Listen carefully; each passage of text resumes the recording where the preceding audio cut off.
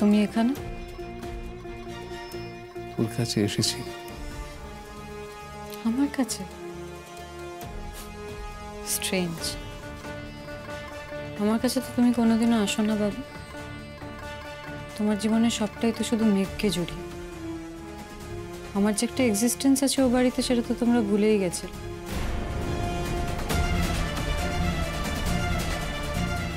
তোর এই ভাবনাটা যে কতখানি ভুল তুই জানিস না।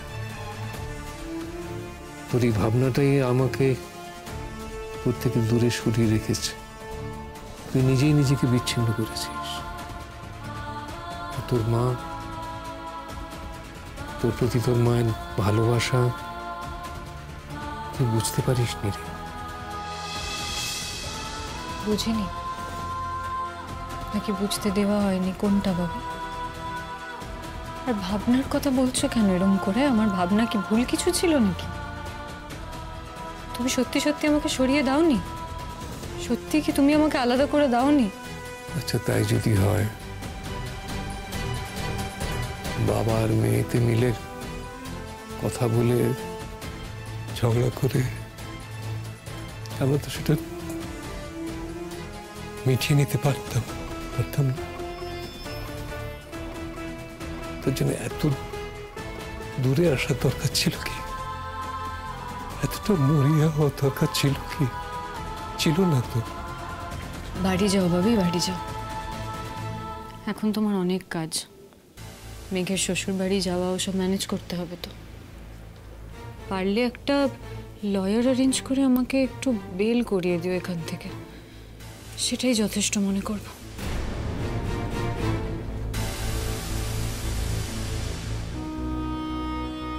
যাও বাবি, বাড়ি যাও।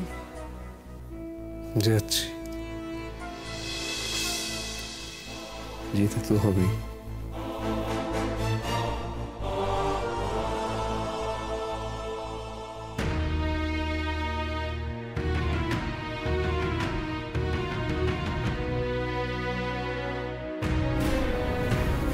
থাক বাবি, আমার এতটা সহ্য হবে না। আমি দূরেই ভালো আছি।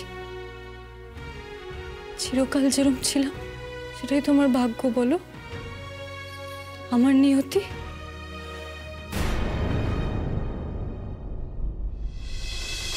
বুঝলি লাল, আর দেরি করা ঠিক হবে না।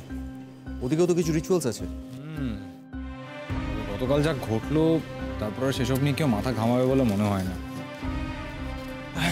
আমি ফোন করেছিল, বললো মেঘকে নিয়ে যত তাড়াতাড়ি সম্ভব বাড়ি আসতে। হ্যাঁ, বৌদিও তো ওই একই কথা বলেছে। আসলে প্রত্যেকে খুব ভয় পেয়ে গেছে, বুঝলি।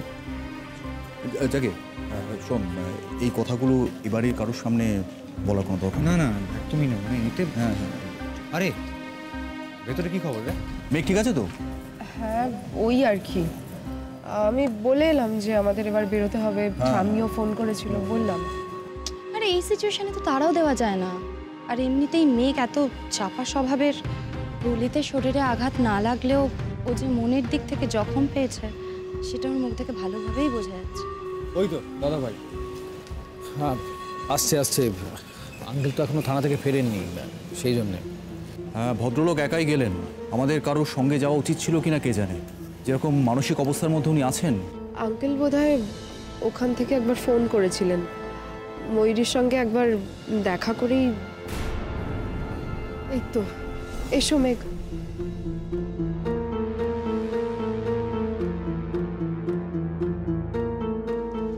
না, বাপি তো এখনো এলো না।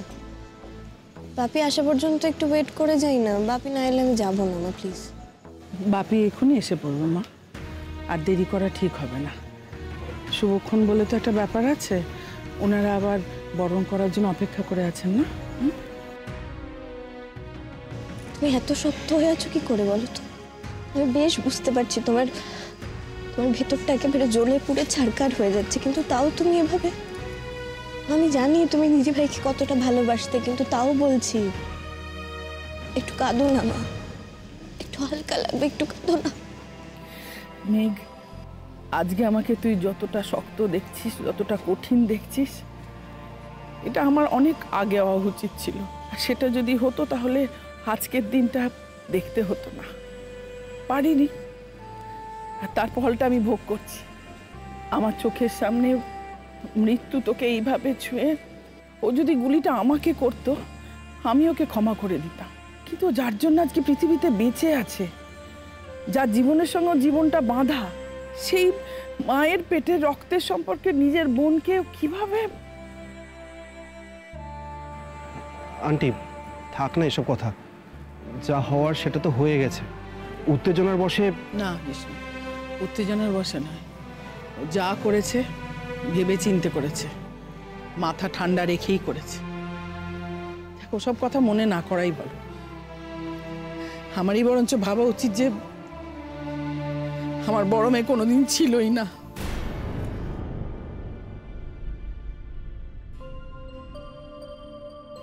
একটা ফ্যামিলিকে কিভাবে একটা রাতের মধ্যে ময়ূরী শেষ করে দিল দেখ। ও কি শুধু নিজের ক্ষতি করলো? এনারা তো সারা জীবনের জন্য জেলে না গিয়েও আসামি হয়ে গেলেন বল সবার চোখে। মেঘকে আমাদের এই ট্রমা থেকে বের করে আনতেই হবে।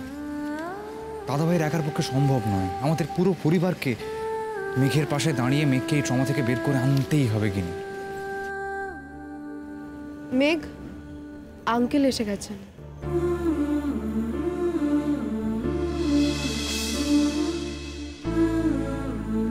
হ্যাঁ, না না বেরোয়নি এখনো, বেরোবো। আরে হ্যাঁ, আমরা বেরোই, বেরিয়ে তোমাদের ফোন করে দিচ্ছি, ঠিক আছে? হ্যাঁ হ্যাঁ। কাঁদিস না মা, কাঁদিস না। দেখ, আমরা তো নিজেদের সামলে নিয়েছি, তুই এবার একটু শক্ত হ। নীলের বাড়িতেও তো সবাই অপেক্ষা করছে না, তারাও তো একটা দুশ্চিন্তাতে রয়েছে। কালকে এখানে যা ঘটে গেল, তারপরে দুশ্চিন্তা হওয়াটাই তো স্বাভাবিক। না দাদা, দুশ্চিন্তা নয়।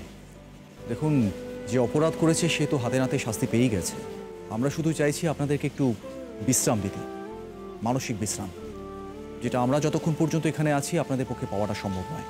আর মেঘ, আমরা বুঝি মা বাবাকে ছেড়ে যাওয়াটা তোমার পক্ষে কতখানি কষ্টের, কিন্তু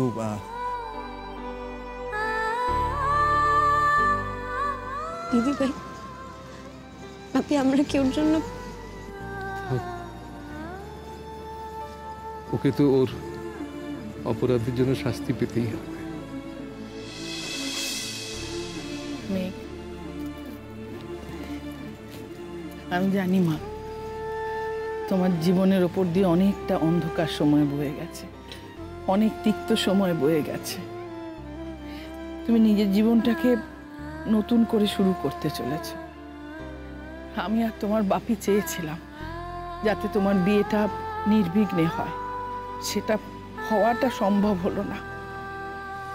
তোমার জীবনের এই তিক্ত সময়, এই অন্ধকার সময়গুলো ভুলে তুমি নিজের জীবনটাকে নতুন করে সাজানোর চেষ্টা করো, সুখে থাকার চেষ্টা করো, সুখে রাখার চেষ্টা করো। তোমার এই চেষ্টায় তোমার স্বামী আর তোমার শ্বশুর বাড়ির লোকেরা তোমার সঙ্গে তো আছে না। এই যে জীবনটা নতুন করে শুরু করছো, ভালোভাবে বাঁচো, আনন্দে বাঁচো, জীবনের সব কালো ছায়াগুলোকে সরিয়ে দিয়ে বাঁচো। নীল,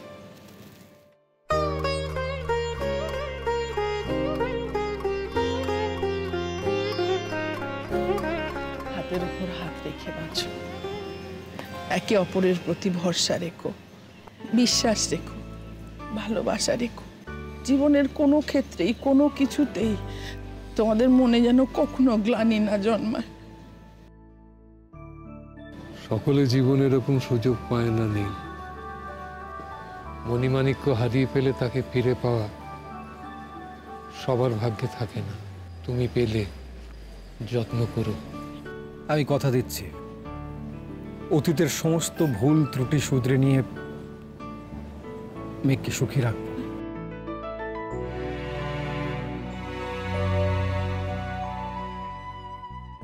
এবার আমি যাই মা, এর পরেরটুকু আমাকে আর দেখতে নেই। পিসিমা, কনকাঞ্জলি, মেয়েকে পরের বাড়ি পাঠানোর যন্ত্রণায় কি যথেষ্ট নয়? তারপরেও কি এই প্রথাগুলোর কোনো প্রয়োজন আছে? না না, দেখুন এসবের কোনো দরকার নেই। মেঘ যেমন আমাদের বাড়ির বৌমা, তেমন এই বাড়িরও তো মেঘ। ওর সব জায়গাতেই সমান অধিকার। পিসিমা,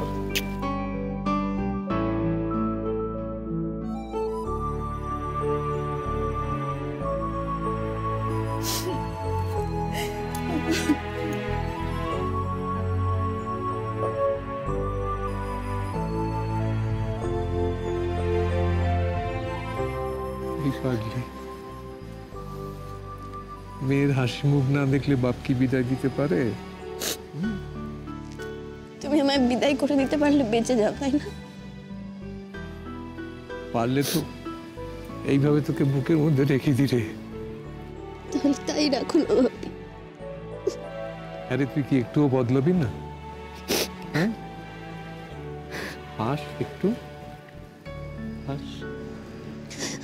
আসবে না আমার মুখে হাসি, তুমি বলো না আমাকে হাসতে। তাহলে যে বাপির কষ্ট হবে, হাসবি না, হাস।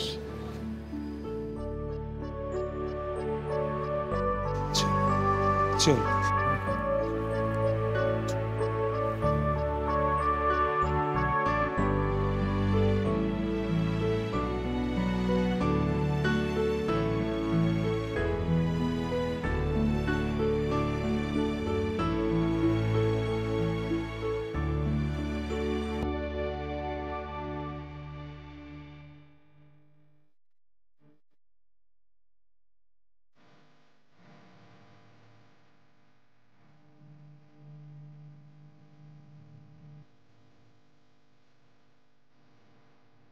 তুই মেঘের ওপর গুলি চালানোর আগে আমাদের ওপর গুলি চালালি না কেন? আমাদেরকে কেন মেরে দিলি না? এভাবে তোমাকে ও বাড়ি থেকে নিয়ে আসতে হবে ভাবিনি মেঘ। বিয়েটা আমার কাছে সারপ্রাইজ ছিল ঠিকই, কিন্তু এবারেও যে এইভাবে তাল কেটে যাবে সবকিছুর, তা আমরা কেউই ভাবতে পারিনি। কেন তোমাকে যে বারবার এত আঘাত পেতে হয় আমি জানি না, কিন্তু আমি প্রমিস করেছি, নিজের কাছে প্রমিস করেছি তোমাকে ভালো রাখার, তোমার মুখের হাসি মিলিয়ে যেতে দেব না। আমাদের বাড়িতে তোমাকে নিয়ে আমি হাসি মুখে ঢুকতে চাই মেঘ, কিন্তু কিভাবে কিভাবে তোমার মুখে হাসি ফেরাবো?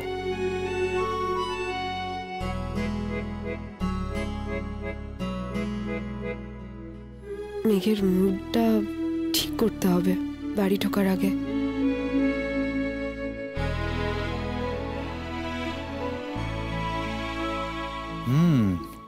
করতেই তো চাই, কিন্তু কি করে?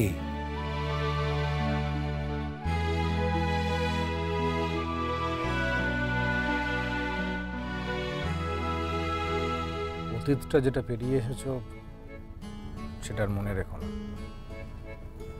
বাপি মা সকালে কি বললো মনে আছে তো? চেষ্টা করো। জানি অতীত শুধুমাত্র যন্ত্রণাই দেবে আমাকে, কিন্তু যতবার দিদিভাইয়ের ওই মুখটা ভেসে আসছে চোখের সামনে, ততবার আমার কেমন একটা লাগছে। আমি আমি জাস্ট বিশ্বাস করতে পারছি না। ভেবো না প্লিজ, অন্তত আমার কথা ভেবে কিছু ভেবো না। এই মেঘ, দাদাভাই কি বলছে গো তোমার কানে কানে? তোমাকে পটানোর চেষ্টা করছে না? এই মেঘ কি রে? বৌদি বল, বৌদি বলা প্র্যাকটিস কর। আজ থেকে তোদের নাম ধরে ডাকা বন্ধ। এই লাল, তুইও কিন্তু নাম ধরে ডাকবি না। একদম কথা ঘোরানোর চেষ্টা করবি না দাদাভাই, একদম চেষ্টা করবি না। এই মেঘ, তুমি কিন্তু এসব একদম মেনে নেবে না। তুমি আমাকে বলো, এই এত কিছু প্ল্যান হলো, এত কিছু হলো প্ল্যান করে, ও গট করে বিয়ে করতে চলে গেল, আর কাকে বিয়ে করছে সেটাও জানবে না, মানে জানে না। এটা কি হয়? তুমি আমাকে বলো। মানে তোরা এগুলো কি বলছিস? আমি জানতাম আগে থেকে মেঘকে বিয়ে করতে যাচ্ছি। সেটাই তো মনে হওয়াটা স্বাভাবিক, তাই না বল ছোটদা ভাই? রাইট। দাদা ভাইয়ের মতন একজন স্মার্ট লোক কিছু না জেনে বিয়ে করতে চলে যাবে? বৌদি, আমার মনে হচ্ছে দাদাভাই কিন্তু পুরো কনস্পিরেসির মধ্যে ছিল। এই তোরা কোন দিকে রে? আমার দিকে না মেঘের দিকে? আমরা ন্যায়ের দিকে, সত্যের দিকে আমরা। তাই চল বাড়িতে চল, আমি দেখছি তোরা কতটা ন্যায়ের দিকে আর কি দিকে। আমি বোঝাচ্ছি তোকে, চল বাড়ি চল। এমন মার খাবি না বুঝতে পারবি। মেঘ, তুমি কিন্তু এদের কথা একদম কানে তুলবে না। আমি মোটেও জানতাম না যে আমি তোমাকে বিয়ে করতে যাচ্ছি। আর জানলে কি করতে? মেঘ, এটা কিন্তু ভালো হচ্ছে না। আমাদের এই ঝগড়াটা আগে হয়ে গেছে, ওরা সেটাকে উস্কাতে চাইছে। তুমি কিন্তু একদম ওদের কথা কান দেবে না। এই না না বৌদি, একদম ছাড়বে না। তখন কিন্তু প্রশ্নটার উত্তর এড়িয়ে গেছে, তুমি কিন্তু এখন একদম ছাড়বে না। তুমি ওকে জিজ্ঞেস করো তো, ও যদি প্রথম থেকে জানতো যে তোমার সাথে বিয়ে হচ্ছে তাহলে ও কি করতো? ও চেপে ধরুক না, আমার তো কোনো আপত্তি নেই, কিন্তু ও তো চেপে ধরেই না, এটাই তো আমার দুঃখ রে।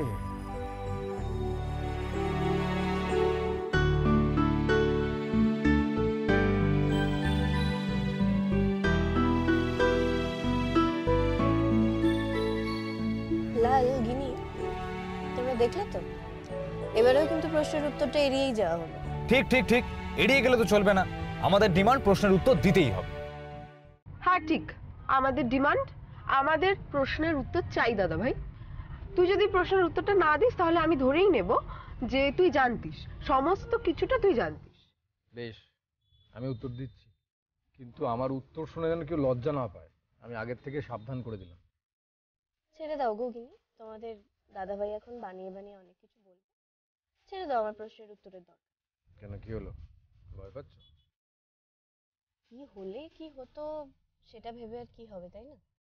যেটা ঘটে গেছে সেটা তো আমাদের অ্যাকসেপ্ট করে নেওয়াই ভালো। এ কি বৌদি, এত তাড়াতাড়ি তো পিছিয়ে গেলে চলবে না। হ্যাঁ একদম। দাদা ভাই, আমরা জানতে চাই তুই কি করতিস। দাদা ভাই বল না, তুই কি করতিস বল না।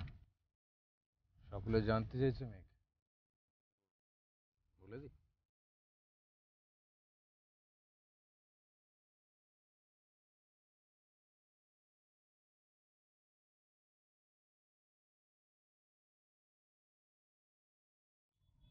বাহ, আমি যদি জানতাম বিয়েটা মেঘের সঙ্গে হচ্ছে তাহলে। আর কি হলো বল। আরে আরে আগে আগে আগে আগে কি করতো? উত্তরটা অনেকটা লম্বা রে, বাড়ি এসে গেছে। চ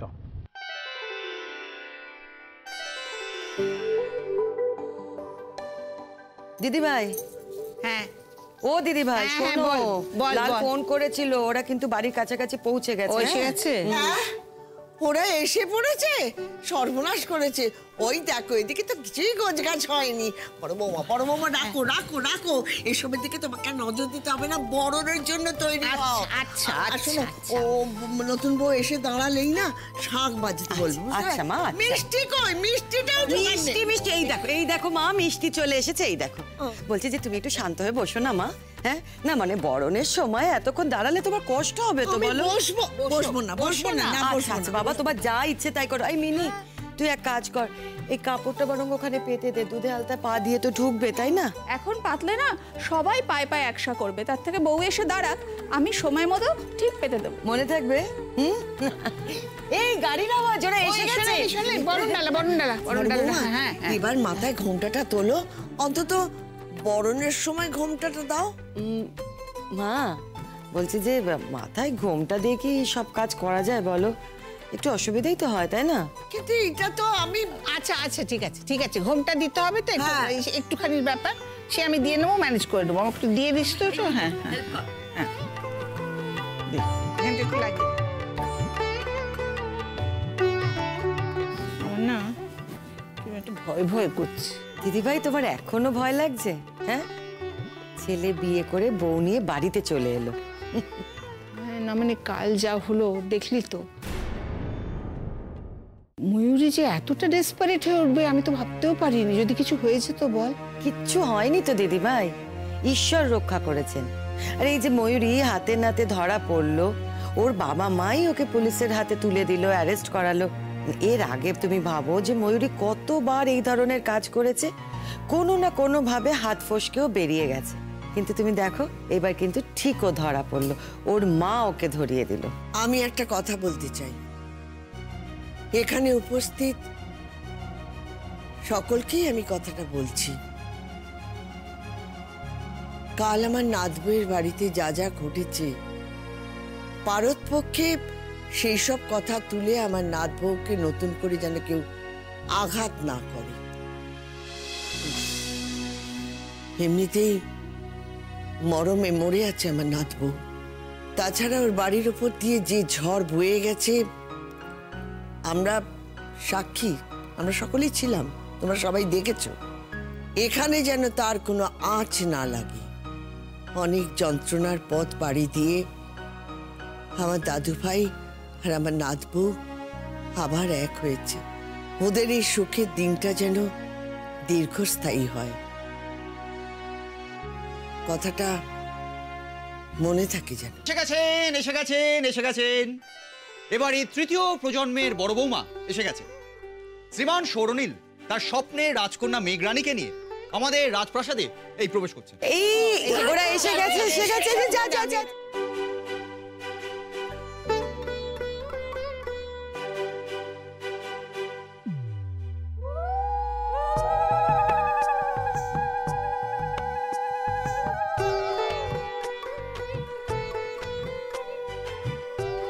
আর দাদাভাই কিন্তু বলে দিয়েছে মেঘকে আর মেঘ বলা যাবে না, বৌদি বলে ডাকতে হবে, ঠিক আছে? আচ্ছা তোরা চুপ করলি?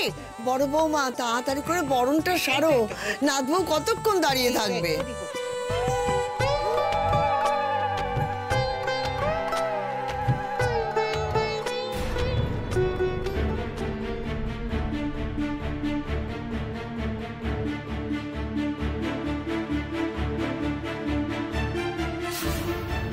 দিদিভাই তুই কি করলি বলতো? নিজের জীবনটা নিয়ে তুই কি করলি? আমার একদম ভালো লাগছে না। সব কিছুর মধ্যে সেই ঘুরে ফিরে আমার তোর মুখটাই ভেসে উঠছে। আমার উপর রাগ হিংসে তোকে এতটা নিচে নিয়ে গেল। তুই নাকি আমার মৃত্যু চাইলি, আর কেবল মৃত্যু চাইলি তা তো নয়, তুই আবার গান জোগাড় করলি যাতে তুই আমাকে নিজের হাতে মেরে ফেলতে পারিস।